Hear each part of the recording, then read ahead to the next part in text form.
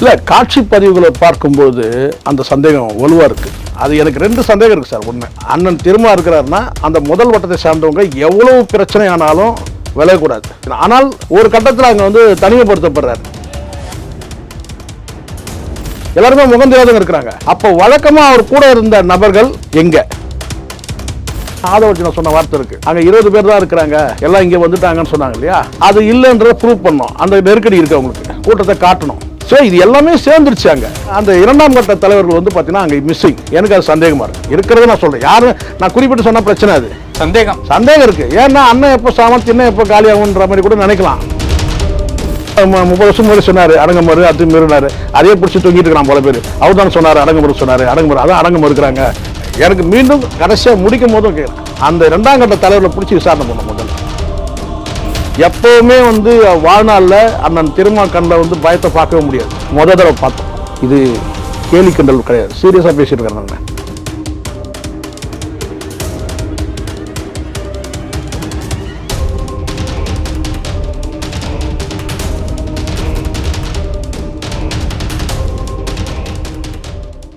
Real one நேயர்களுக்கு வணக்கம். இன்று நம்மளுடைய நேர்காணலுக்கு டிஜிட்டல் ஜேர்னலிஸ்டான திரு சேகுபாரா அவர்கள் இணைஞ்சிருக்காங்க. வணக்கம் சார். வணக்கம். வணக்கம். திருமாவளவன் அவர்களுடைய எழுச்சி மாநாடு கடந்த மாதம் கூட இல்லை, இப்போதான் வந்து நடந்தது. இப்போ இந்த மாநாட்டில் திருமாவளவன் அவர்களை கொல்வதற்கு சதி நடந்திருக்கு அப்படின்னு சொல்லி எஸ்பி ஆஃபீஸில் விசிகாவினுடைய நிர்வாகிகள் மற்றும் தொண்டர்கள் போய் கம்ப்ளைண்ட் வந்து கொடுத்துருக்காங்க. உண்மையிலே அவர் அந்த ரேம்ப் வாக் பண்ணும்போது அந்த கூட்டத்தில் அவர் கொஞ்சம் திணறின மாதிரியான விஷயங்கள் எல்லாமே நம்ம வந்து பார்த்தோம். அப்படி இருக்கும்போது பின்னணியில் ஏதாவது சதி இருக்குமோ அப்படிங்கிற சந்தேகம் புகைப்படம், வீடியோக்கள் மூலியமாக நமக்கு ஏற்படுத்துது. என்ன நடந்திருக்கும்? இல்லை, காட்சி பதிவுகளை பார்க்கும்போது அந்த சந்தேகம் வலுவாக இருக்குது. ஆமாம், வலுவாக இருக்குது. ஏன்னா ஒவ்வொரு காட்சியும் நம்ம பார்க்கும் பொழுது இது முன்னெப்பும் இல்லாத மாதிரி இருக்கே. வழக்கமாக வந்து விசிகா அந்த மாநாடுன்னு சொன்னாலே ஒழுக்கம் இருக்காது, ஒழுக்கத்துக்கு பஞ்சம் கண்டிப்பாக. ஆமாம், எல்லாரும் மேடையில் ஏறிடுவாங்கன்னு வச்சுங்களேன். அது நம்ம ஏற்கனவே பேசியிருக்கோம் பல மேடைகளில். விசிகா மேடை கல்ச்சர்னே ஒன்று இருக்குது. அதில் வந்து பார்த்திங்கன்னா தலைவர்கள் வந்து தலைவர்கள் கூட வந்து அந்த 2ஆம் கட்ட நிர்வாகிகள், 3ஆம் கட்ட நிர்வாகிகள், 4ஆம் கட்ட நிர்வாகிகள் கூட மேலே இருப்பாங்க. நான் சொல்கிறது அதுக்கப்புறம் தொண்டர்கள், அந்த தொண்டர்கள் கூட பார்த்தீங்கன்னா மேலே ஏறிடுவாங்க. எல்லாரும் மேடையில் மொத்தமாக இருப்பாங்க. அங்கே தலைவர் பேசும்போது பார்த்தீங்கன்னா கொஞ்சம் இடைவெளி கூட இருக்காது, ஒரு அடி தூரம் கூட இருக்காதுன்னு வச்சுக்கோங்களேன். அவ்வளோ நெருக்கமாக இருப்பாங்க. இது வந்து அண்ணன் திருமாவே வளர்த்தது தான் இந்த கல்ச்சரை. அவர் வந்து பார்த்தீங்கன்னா அந்த மேடையில் கோவப்படுறதும், இறங்குங்கன்னு சொல்கிறதும், அடிக்கிறதும், இதெல்லாம் வந்து ஒரு அநாகரிகம் சொல்லிட்டு நிறைய பேர் பதிவு பண்ணாலும் கூட அதை வந்து என்ன சொன்ன கேட்டால் வந்து தங்களுக்கு எதிராக சொல்கிறாங்கன்ற அந்த மாதிரி எடுத்துக்கிறது. இதே மாதிரியான விமர்சனம் தானே விஜயகாந்த் அவர்கள் மேலேயும் வைக்கப்பட்டுச்சு. ஆனால் அவங்க சொல்கிறாங்க எங்கள் கேப்டன் எங்களை அடிக்கிறாரு. இல்லை, இப்போ அவர் அடிக்கிறது வேறங்க. அதாவது ஒரு நல்லா புரிஞ்சுங்க, முதல்ல இந்த விஷயம் தெரிஞ்சுங்க. ஒரு கட்சிக்கு ஒரு மேடை கல்ச்சர்னு ஒன்று இருக்குது. அதிமுகவுக்கு எப்படியான ஒரு மேடை கல்ச்சர்னு உங்களுக்கு தெரியும். ஒரே ஒரு நாற்காலி போட்டு மீதி எல்லாமே கீழே இருப்பாங்க. ஒரு கட்டத்துக்கு மேலே அது பெரிய விமர்சனமாக பேசப்படுது. ஒரு நாற்காலி போட்டு மீதி எல்லாம் வந்து அடிமை கூட்டம் மாதிரி நிற்கிறாங்க, கீழே உட்காந்துருக்குறாங்க. ஒரே ஒரு சேர் மட்டும் தான் போடப்பட்டது. அதுக்கப்புறம் அவங்கள மாற்றிக்கிட்டேன்னு கேட்டால் முக்கிய தலைவர்கள் மட்டும், ஆனால் நிற்கிற கூட்டம் இருக்காது. பின்னாடி யாரும் நிற்க மாட்டாங்க. அந்த இருக்கையில் வந்து இந்த பக்கம் ஒரு 4 பேர், அந்த பக்கம் ஒரு 4 பேர், நடுவில் நம்ம உட்காருவாங்க மேடையில். அப்படி தான் இருந்துச்சு. மேடையில் யாரும் நிற்க மாட்டாங்க. ஆனால் ஒவ்வொரு கட்சிக்கு அதே தான் விஜயகாந்தும் மெயின்டைன் பண்ணார். விஜயகாந்த் கொஞ்சம் என்னன்னு கேட்டால் 2வது வரிசையிலும் வந்து சேர் போட்டு உட்கார வைப்பாங்க. பின்னாடியில் வந்து பார்த்தீங்கன்னா ஒரு 4-5 பேர் பின்னாடி நிற்பாங்க. இது ஒரு கட்சிக்கு. திமுகவுக்கு வந்து பார்த்தீங்கன்னா வந்து கிட்டத்தட்ட வந்து விசிக அளவு சொல்ல முடியல கூட பார்த்தீங்கன்னா மேடையில் உட்காந்துருப்பாங்க. சில நிற்கிற நபர்கள் நீங்கள் பார்த்துருப்பீங்க. ரொம்ப உன்னிப்பாக நீங்கள் கவனிச்சு பாருங்கள். நான் சொல்கிறது திமுகலையும் விசிக அளவுக்கு இல்லைனா கூட பார்த்தீங்கன்னா அதில் பாதி சொல்ல முடியும். தலைவர் பேசிட்டு இருப்பார், பின்னாடி வந்து ஒரு 50 பேர் நிற்பான். எதுக்கு நிற்கிறானே தெரியாது. அவன் கேட்டால் அந்த கூட்டத்துக்கு அவன் தான், அந்த ஏரியாவுக்கு அந்த பகுதிக்கு அவன் தான் முக்கிய பொறுப்பாக இருப்பாங்க. பகுதி செயலர் எல்லாம் வந்து மேடையில் நாங்கள் நிற்போம்னு சொல்லி கேட்டாங்க. ஆனால் தலைவர்கள் வந்து பார்த்தீங்கன்னா இந்த பக்கம் ஒரு 10 பேர், பின்னாடி ஒரு 2-3 இருக்கையெல்லாம் கூட போட்டு 4ஆவதாக நிற்கிற நபர்கள்லாம் நம்ம பார்த்துருப்போம். சரி, இதெல்லாம் ஒரு கட்சிக்கு ஒன்று இருக்குது. இதே நாம் தமிழ் எடுத்துட்டிங்கன்னா வந்து பார்த்தீங்கன்னா எல்லாருமே தலைவர் உட்பட எல்லாருமே கீழே இருப்பாங்க. மேலே யாருமே சேர் கிடையாது. போய் பேசும்போது மட்டும் போய் மேலே பேசிட்டு கீழே இறங்கிடுவாங்க. ஸோ பிஜேபியில் கூட கிட்டத்தட்ட அப்படிதான் முதல்ல இருந்துச்சு. நான் சொல்றது பழைய பிஜேபியோட இருந்துச்சு. அண்ணாமலை வந்த பிறகு அந்த பிஜேபி வந்து அதிமுக ஏடிஎம்கே அதாவது அதிமுக ஸ்டைலில் மாறிடுச்சு. ஆனால் இருக்கிறதுலே ஒஸ்ட் பெர்ஃபார்ம் பண்ணுறது இந்த மேடை கல்ச்சரில் வந்து பார்த்தீங்கன்னா அது விசிக, நோ டவுட். அதுக்கு பல மேடைகள் எடுத்துக்கலாம். ஒரு தலைவர் வந்து பார்த்தீங்கன்னா அடித்து வந்து பார்த்தீங்கன்னா அது பெருமை கிடையாது. ஒருத்தர் அடிச்சது, விஜயகாந்த் அடிச்சது வேற. நிறைய பேர் விஜயகாந்த் அடிக்கல, விஜயகாந்த் திட்டுவார், கீழே வந்து யாராவது குரல் கொடுத்தா திட்டுறதை நீங்கள் பார்த்துருப்பீங்க. அது அடிக்கிறப்போட அவரோட ஃபார்முலா இல்லை, ஃபார்ம் அடிக்கிறது எப்போன்னா அது ஒரு காணொலி வந்து இதுவாச்சு. எப்படின்னா சிவாஜி கணேசன் அவர்களுடைய அந்த துக்க நிகழ்வு இருக்குல்ல, அதை முன்னிருந்து ஏற்பாடு பண்ணி அதை அவங்க இந்த அடக்கம் பண்ணக்கூடிய அந்த நிகழ்ச்சியில் வந்து பெரிய கூட்டம் வந்துடும் போது அந்த கூட்டத்தை வந்து தனி மனுஷனாக வந்து பார்த்தீங்கன்னா அப்புறப்படுத்துவார். ஸோ இது வந்து அதுதான் காட்சியை தவிர சொந்த கட்சிக்காரங்க வந்து கீழே ஏதாவது கூச்சல் பட்டா வேணா வான் பண்ணிப்பார். ஆனால் மேடையில் இருக்கிறவங்களை அடித்து இறக்குறதுன்றது வந்து அது வந்து பார்த்தீங்கன்னா இங்கே விசிகால மட்டும்தான் பார்க்கணும். தலைவர் வந்து கோவப்படுறது இதெல்லாம் பல திருமண நிகழ்வு அவங்க பாதிக்கப்பட்டவங்க நீங்கள் கேட்டால் யார் வேணால் பதிவு பண்ணுவாங்க. இந்த காணொலியே பதிவு பண்ணாங்க. நமக்கு வந்து காழ்ப்புணர்வு கிடையாது. நானே கண்ணாலே பார்த்துருக்கிறேன். ஒரு குறிப்பிட்ட ஒரு மேரேஜில் வந்து இவர் தான் தாலி எடுத்து கொடுத்து கல்யாணம் பண்ணோம் சார். முன்னாடி ஒரு 50 பேர், பின்னாடி ஒரு 50 பேர் சார். எல்லாரும் மேடையில் ஏறிட்டாங்க சார். பொண்ணு மாப்பிள்ளையே காணோம் சார், தேடுறாங்க சார். அப்புறம் தேடி பிடிச்சி கொண்டு வந்தாங்க, பின்னாடி தள்ளிட்டாங்க பொண்ணு மாப்பிள்ளை. அதுக்கப்புறம் பொண்ணு மாப்பிள்ளை ஏன் சொந்த பந்தம் கூட ஏன்னா அவங்க ஆசை தானே, ஒரு தலைவர் வரணும். தலைவர் வந்து அதில் பங்கேற்றாருன்னா நமக்கு மகிழ்ச்சி. அதை ஃபோட்டோ வந்து வெளியிடுறது, அதாவது ஃபோட்டோ வந்து எடுத்துப்பாங்க. சொந்த பந்தங்கள்லாம் எல்லாம் சேர்ந்து கூட ஃபோட்டோ எடுத்துக்கலாம். ஒரு டீசன்சியை மெயின்டைன் பண்ண மாட்டாங்க. ஒரு வந்து பார்த்தீங்கன்னா மொத்தமாக ஏறிடுவாங்க. ஒரு 50-100 பேர், 50லாம் நான் கம்மி, ஒரு 100 பேர் 150 பேர் ஏறிடுவாங்க. இப்போ அதான் பிரச்சனை ஆயிடுச்சு. அதுதான் இப்போ அந்த கல்ச்சர் தான், அது மேடை கல்ச்சர் அப்படியே வந்துடுச்சு. கல்யாணத்துக்கு போனாலும் காது குத்துக்கு போனாலும் 100 பேர் ஸ்டேஜில் ஏறுறது. தலைவர் கூட நீங்கள் தலைவர் கூட சேர்ந்து நீங்கள் ஃபோட்டோ எடுத்துங்க, ஸ்டேஜுக்கு கீழே இருக்கணும். ஆனால் ஒருத்தருடைய கல்யாணத்துக்கு நீங்கள் வரீங்க, அங்கே வந்து பார்த்தீங்கன்னா உங்களுக்கு தனிப்பட்ட நிகழ்வுக்கு போகிறீங்க, அங்கே ஒரு வட்டச்செயலர் வந்து வரணுன்றதுலாம் கிடையாது. உங்களுக்கு பாதுகாப்புக்காக வரட்டும், ஒரு 50 பேர் வரலாம். நீங்கள் வந்து பார்த்தீங்கன்னா போஸ்ட் அடித்து ஒட்டிட்டு இருப்பாங்க, தலைவர் வந்து கலந்துக்கிறாரு, இப்போ வந்து அவர் தலைமையில் தான் கல்யாணம் சொன்ன உடனே அந்த பகுதியில் இருக்கிற மொத்தமாக வந்து ஃபுல்லாக ஏறிடும் மேடையில். ஸோ தனிப்பட்ட நிகழ்வுனா என்ன, கட்சி நிகழ்வுனா என்ன, இந்த ஒரு யூனிஃபார்ம் இருக்குது. இப்போது உதாரணத்துக்கு இப்படி எடுத்துங்க, ஒரு திமுக பிரமுகரே வச்சுப்போமே, ஒரு மேரேஜ் பண்ணுறாங்க, முன்னாள் சாயந்தரம் தான் வந்து பார்த்தீங்கன்னா அந்த போஸ்டரே ஒட்டுவாங்க. முன்னாள் சாயந்தரம் அந்த போஸ்டர் தெரியும், கொடிகள் நடுவாங்க. அதை வச்சு ஸ்டாலின் வராரு, உதயநிதி வராரு அப்படின்றது, கலைஞர் வராரு அப்படின்னு. ஆனால் இங்கே அப்படி கிடையாது. ஒரு 3 நாளைக்கு முன்னாடியே வந்து பேனர்லாம் அடிக்க ஆரம்பிச்சிடுவாங்க, இது தலைவர் வராரு அப்படின்னு சொல்லுங்க. அப்போ என்ன ஆகுனா ஃபுல்லாக வந்து பார்த்தீங்கன்னா அந்த பகுதியில் இருக்க அத்தனை பேர் கேட்டால் அதை வந்து ஒரு பெருமையாக நினச்சாங்க. இது அண்ணன் திருமாவே ஒரு பெருமையாக நினச்சாரு. பார்த்தீங்கன்னா நம்ம கூட்டத்தை காட்டணும், போகிற இடத்துல நம்ம கூட்டத்தை காட்டினா அப்போ தான் ரிப்போர்ட் போகும். இதெல்லாம் நிறைய இருக்குது. அப்போ தான் அந்த பகுதிக்கு திரும்ப வந்தாருங்க. கூட எவ்வளோ கேட்டால் ஒரு 5000 பேர் திறந்துட்டாங்க, 150 பேர் திறந்துட்டாங்க. அந்த மாதிரி செய்திகள் வரணுன்றதுக்காக அந்த கல்ச்சரை வளர்த்தது.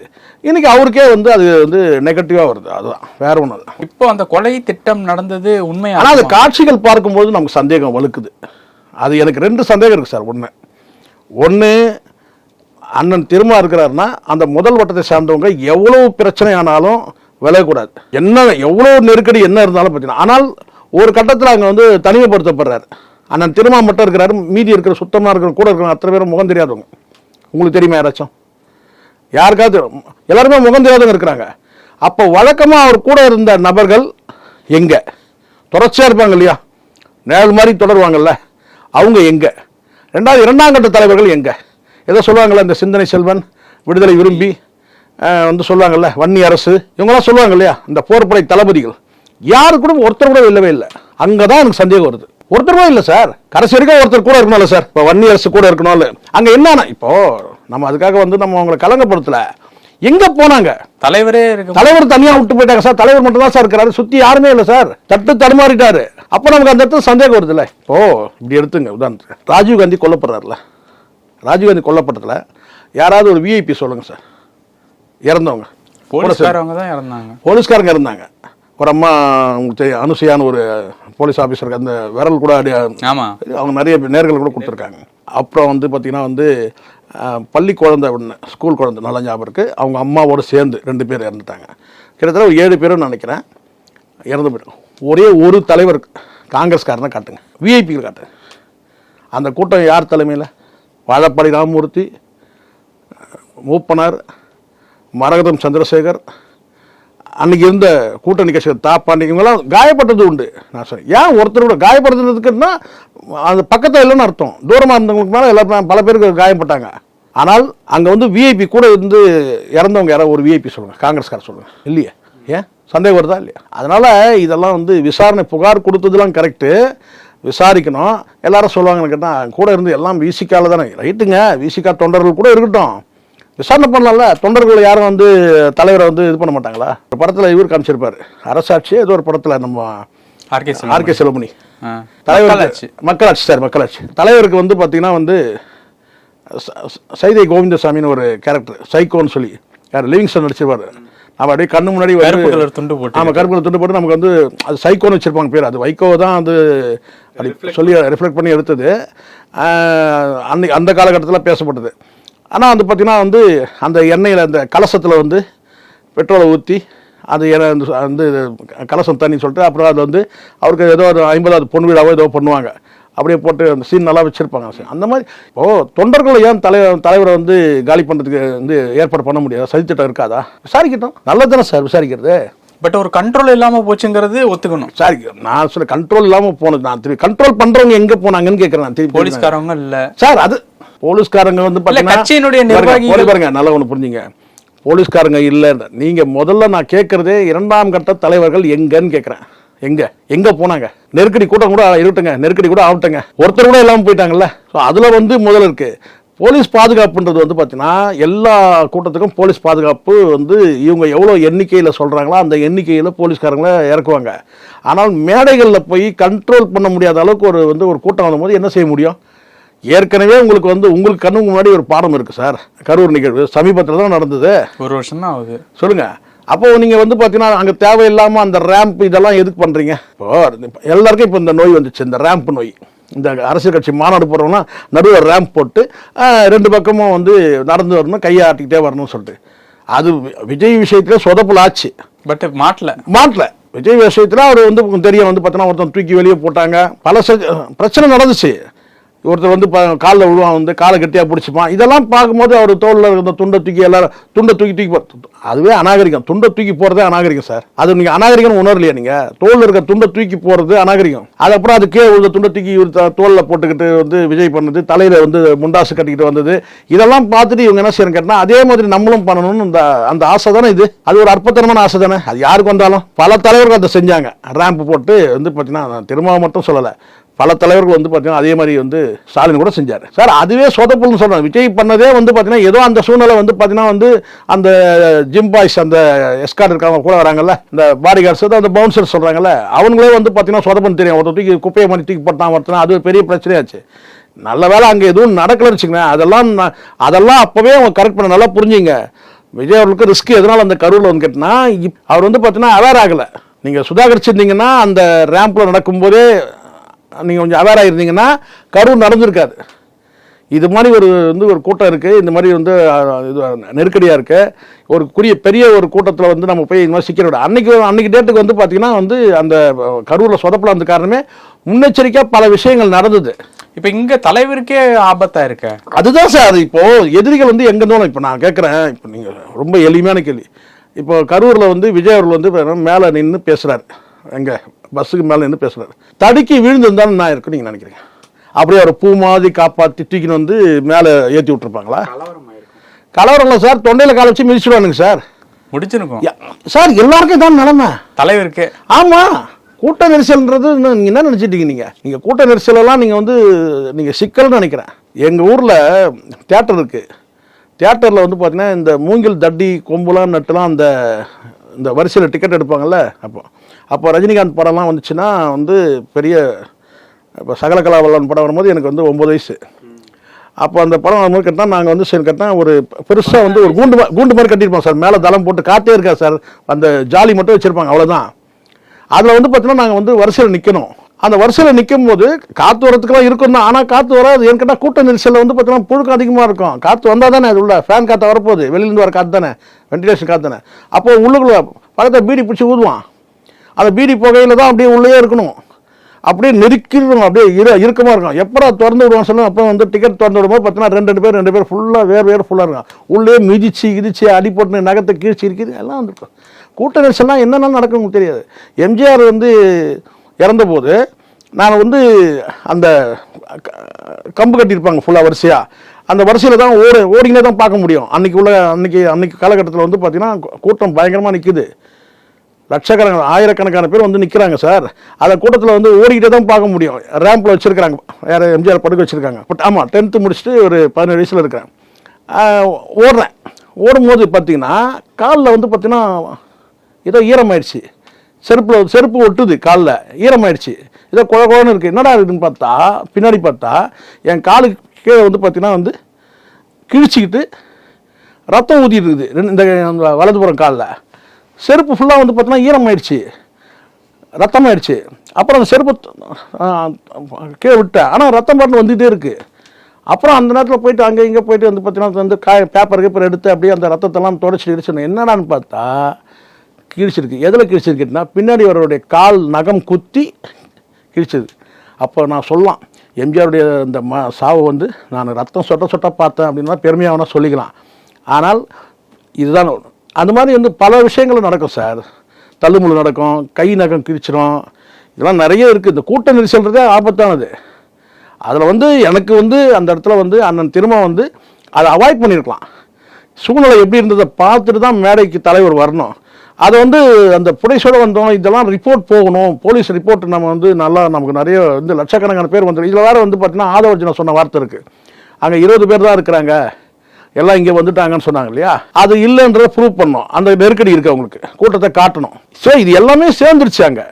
ஆனால் என்னன்னா அங்கே வந்து பார்த்தீங்கன்னா இவருக்குன்னு வந்து ஒரு வந்து எல்லா கட்சியில் இருக்கிற மாதிரி ஒரு பாதுகாப்பு கொடுக்குற மாதிரி ஒரு பாதுகாப்பு வளையம் வந்து இவர் இதுவரைக்கும் ஏற்படுத்திக்கவே இல்லை. ஒரு 30 பேர் திடகாத்திரமாக இருக்கிற நபரை போட்டு ஆனாலும் வந்து அங்கே கண்ட்ரோல் ஆகாது, கண்ட்ரோல் பண்ண மாட்டேங்குது. இதெல்லாம் நான் நிறைய பார்த்துருக்கேன் சார். அந்த கட்சிக்குன்னு ஒரு கல்ச்சர் இருக்குது சார். ஒரு கட்டத்தை வந்து ஒரு முறை நாங்கள் வந்து பாராளுமன்ற தேர்தல் 2009 நினைக்கிறேன், முதல் முறை தேர்தல். அப்போ ஒரு பிரச்சாரம் பண்ணிட்டு வரும்போது ஜெயங்கொண்டம் பகுதியில் நாங்கள் இருக்கிறோம். அவர் பார்க்கறதுக்காக போயிருக்கிறோம். அந்த பிரச்சாரத்தை முடிச்சுட்டு வரும்போது பார்த்தீங்கன்னா அவர் நேரம் ஆயிடுச்சு, நான் அரியலூரில் ஏதோ கூட்டம் இருக்குது, சாயந்தரம் போகணும்னு சொல்கிறாரு. ஆனால் வழியில் வந்து கிராமத்தில் நிறுத்தி அவர் கூப்பிட்ற ஸ்டைல் எப்படி தெரியுமா இருந்துச்சு, உத்தரவு போடுறாங்க, அதெல்லாம் முடியாது, உள்ளே வந்துட்டு தான் போகணும். யார் கூப்பிட்றது? யார்? தொண்டர்கள் கூப்பிட்றது. இவர் நிற்கிறாரு, மேலே நின்று அவர் பேசுகிறாரு கேட்டேன். அப்போ தான் நான் அந்த கல்ச்சரை புரிஞ்சுக்கிட்டேன். நான் என்னன்னு கேட்டேன், இவர் கேட்டாங்க, அதெல்லாம் முடியாது, நாங்கள் வந்து அரியலூருக்கு நான் வந்து கூட்டத்துக்கு சாயந்தரம் வந்து தலைவர்கள்லாம் வராங்க, அங்கே போகணும், அதெல்லாம் முடியாது, உள்ளே வந்துட்டு தான் போகணும், அதெல்லாம் முடியாது, உள்ளே வரணுன்றாங்க. உள்ளே வந்து ஒரு 3 கிலோமீட்டர் உள்ள கிராமத்துக்குள்ளே அங்கே வந்துட்டு போங்க, அதெல்லாம் முடியாது, வண்டி விட முடியாதுன்றாங்க சார். அது ஒரு பஞ்சாயத்து நடக்குதாங்க அவரை வந்து வழி அனுப்புறதுக்காக. ஸோ இது வந்து ஒரு கல்ச்சர் இருக்குது. அது வந்து இங்கே நம்ம புரிஞ்சுக்கணும். இந்த இடத்துல என்னன்னு கேட்டால் ஒவ்வொரு தொண்டருடைய மனநிலைன்னு ஒன்று இருக்குது. நம்ம யாரையும் கேலியோ கிண்டலோ கொச்சப்படுறது கிடையாது. ஆனால் அதே சமயத்தில் தலைவருடைய பாதுகாப்புன்றதை வந்து பார்த்தீங்கன்னா 2ஆம் கட்ட தலைவர்கள் அவங்க வந்து அந்த பாதுகாப்பை செய்யணும். அவருக்கு பாதுகாப்பு பண்ண முடியாது சார், நீங்கள் தான் பண்ணணும். ஆனால் அங்கே என்ன நான் பார்த்த வரைக்கும்னு கேட்டிங்கன்னா அந்த 2ஆம் கட்ட தலைவர்கள் வந்து பார்த்தீங்கன்னா அங்கே மிஸ்ஸிங். எனக்கு அது சந்தேகமாக இருக்குது. இருக்கிறத நான் சொல்கிறேன், யாரும் நான் குறிப்பிட்டு சொன்ன பிரச்சனை அது சந்தேகம் இருக்குது. ஏன்னா அண்ணன் எப்போ சாமத்து என்ன எப்போ காலியாகுன்ற மாதிரி கூட நினைக்கலாம். நான் குறிப்பிட்டு சொன்னதான் சார் சிக்கல். இது எங்கே போனீங்கன்னு கேட்குறேன் நான். தலைவருக்கு பாதுகாப்பு அதை விட என்ன உங்களுக்கு அவ்வளோ என்ன வந்து பெரிய வேலை இருக்குது? இதுக்கு சொன்னாக்கா இவருக்கு வந்து சாதி உண்மை. எனக்கு சாதியங்கள் வந்து எதுவும் கிடையாது, நீதி மட்டும் தான் தெரியும். இது அந்த இடத்துல நல்லா தெரியுது, ஒருத்தர் காலில் பிடிச்சி நெக்கிறாரு, நல்லா தெரியுதா காலில் வந்து ஒருத்தர் நெக்கிறான். அப்போ மூமெண்ட் தரமாட்டம் வந்து வயசாகுது, அவருக்கு வயசாகுது இல்லை. ஒரு 40 வருஷம் 30 வருஷம் முன்னாடி சொன்னார் அடங்கமறு அத்துமீறினார், அதே பிடிச்சி தூங்கிட்டு இருக்கிறான் பல பேர். அவர் தானே சொன்னார் அடங்கமறு அடங்கமறு, அதான் அடங்கமறு இருக்கிறாங்க. அதெல்லாம் வந்து அது வேற விஷயத்துக்காக சொன்னது. அவர் என்ன விளக்கம் கொடுத்துருக்காரு. இருந்தாலும் வந்து என்னன்னா அங்கே இருந்தவங்க வந்து பார்த்தீங்கன்னா வந்து பாதுகாக்க தவறிட்டாங்க. அப்போ நமக்கு சந்தேகம், அந்த அந்த காட்சிகளை பார்க்கும்போது தனியாக பார்க்கும்போது இல்லையே இது எங்கேயோ நமக்கு இடிக்குது.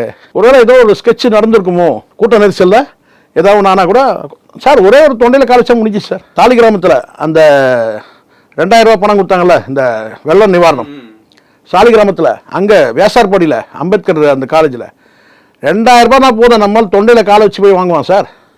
அப்படிப்பட்ட மக்கள் நம்மக்கிட்ட இருக்கிறாங்க. அங்கே வந்து பார்த்தீங்கன்னா எதையும் பார்க்க மாட்டான், பணம் தான். 2000 ரூபா சார், முதல்ல போய் வாங்கணும். இன்னும் அந்த மனநிலை இருக்குதுன்ற நான். அது அப்போ நம்ம தான் இப்போ இவங்க தான் வந்து எச்சரிக்கையாக இருந்தணும். எனக்கு மீண்டும் கடைசியாக முடிக்கும் போதும் கேட்குறேன், அந்த 2ஆம் கட்ட தலைவர்களை பிடிச்சி விசாரணை பண்ணணும். முதல்ல நீங்கள் தொண்டர்லாம் அங்கே இருக்கிறவங்கள ஐடென்டிஃபை பண்ணுறதெல்லாம் வேற. 2ஆம் கட்ட தலைவர் இருக்காங்கல்ல, அண்ணன் திருமாவை தவிர்த்துட்டு மற்ற தலைவர்கள் இருக்கிறாங்கல்ல, அத்தனை பேரையும் வந்து விசாரணைக்கு கொண்டு வந்து உட்கார வச்சு தனித்தனியாக விசாரிக்கணும். அவங்களோட பின்னணிகளையும் வந்து பார்த்தீங்கன்னா ஆய்வு செய்யணும். தனியாக இன்டெலிஜென்ஸை போட்டு இந்த ஒவ்வொருத்தருடைய பின்னணி என்ன, அவங்களுடைய ஃபோன் கால் என்ன, மொத்தம் என்னடா குற்றச்சாட்டுன்னு நினைக்காதீங்க. இது வந்து ஒரு தலைவருக்காக சொல்கிறது தான். இது யார் வேணா இருக்கட்டும். இந்த இடத்துல இந்த நபர்கள்லாம் வந்து பார்த்தீங்கன்னா அந்த ஃபோன் எடுத்து வந்து பண்ணால ஏதாவது வெளியே வரலாம். நமக்கு சந்தேகம் வலுக்குது. என் கண்ணு முன்னாடி இருக்கிறதுன்னா அந்த ராஜீவ் படுகொலை தான். அன்னைக்கு யாரும் அந்த கேள்விகளை இப்போ நம்ம கேட்குறோம். ஏன் வந்து கூட இருந்த ஒரு தலைவர் கூட வந்து பார்த்தீங்கன்னா எதுவுமே சேதாரமே ஆகலை யாருக்குமே. இப்போ இந்த வந்து திருமா கூட இருந்த அந்த தலைவர்கள்லாம் எங்கே போனாங்க? கடைசியாக அவர் பார்க்குறேன் சார், யாருமே இல்லை சார் கூட. அவர் தனியாக தான் சார். நான் வந்து பார்த்தீங்கன்னா முகம் தெரியாத நபர்கள் அங்கே இருக்கிற அத்தனை பேரும் அவருக்கே தெரியுமான்னு தெரியல யாருக்கு. திருமாவுக்கே வந்து இந்த நபர்கள்லாம் நம்ம கட்சி தொண்டலாம் அப்படின்ற மாதிரி வந்து ஏன் அந்த மறுச்சிக்கு தள்ளப்பட்டார்? எப்போவுமே வந்து வாழ்நாளில் அண்ணன் திருமா கண்ணில் வந்து பயத்தை பார்க்கவே முடியாது. தடவை பார்த்தோம். இது கேலி கிண்டல் கிடையாது, சீரியஸாக பேசிட்டு இருக்கிறேன் நான். 2 தலைவருக்கு 3 தலைவர் கூட சொல்ல முடியும். ஒரு தலைவர் இல்லை, உயிரோடு இல்லை, அது ஜெயலலிதா. மீதி 2 தலைவர்கள். இந்த 2 தலைவருடைய கண்ணில் நீங்கள் வந்து பயத்தையே பார்க்க முடியாது. ஒன்று திருமா, இன்னொன்று சீமான். 2 தலைவர்கள் கண்ணில் பயத்தை பார்க்க முடியாது. நீங்கள் கொஞ்சம் கூட அந்த ஷேக் ஆகாது. அந்த பயத்தில் அந்த கண்கள் மாறும் இல்லைங்களா? மாறாது. ஆனால் முதல் முறை வந்து பார்த்தீங்கன்னா ஆனால் திருமா கண்ணில் வந்து அந்த பயத்தை பார்த்தோம். எப்படி இருக்குது? ஏதோ இருக்குது. அதை வந்து விசாரணை பண்ணால் வெளியே வரும்.